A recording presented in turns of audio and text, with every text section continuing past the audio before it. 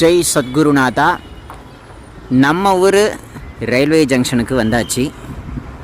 குருநாதருடைய அனுகிரகம் சரியாக எங்களுக்கு பெங்களூர் மார்க்கமாக நாங்கள் பண்டரிபுரமும் ஷிரடியும் போகிறோம்.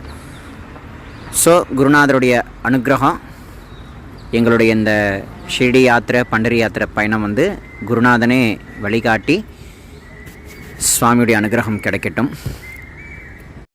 நம்ம ட்ரெயின் வரக்கூடிய பிளாட்ஃபார்ம் தான். ஸோ கடந்த வருஷத்தில் டிசம்பர் மாத யாத்திரையில் கிட்டத்தட்ட ஒரு 70-80 பேர் இங்கிருந்தபடி தான் ஏறினோம். அதுவும் பெங்களூர் மார்க்கமாக தான் ஷிரடி யாத்திரைக்கு வந்தோம். ஸோ நம்ம ட்ரெயின் வந்ததுக்கப்புறம் ஏறி நாளைக்கு கார்த்தால் பெங்களூர் போயிடுவோம். சாய்ராம். ஸோ நம்ம ட்ரெயின் வந்தாச்சு. பாபாவுடைய அனுகிரகத்தினால இந்த ஷிரடி புனித யாத்திரையில் பண்டரிபுர க்ஷேத்திரம் ரொம்ப அத்தியாவசியமாக போகிறோம். ஸோ இதுக்கப்புறம் நம்ம சேனலில் போடக்கூடிய ஒவ்வொரு விஷயத்தையும் நீங்கள் பின்பற்றி வாங்க. ஸோ நிறைய இடங்களை நம்ம அவசியம் பார்ப்போம். எல்லாம் வல்ல குருநாதருடைய கிருபையினால் இந்த ஷிரடி புனித யாத்திரை நாங்கள் நல்லபடியாக கிளம்புறோம். ஓம் சாய்ராம். ஸோ ட்ரெயினில் நம்ம ஏறியாச்சு.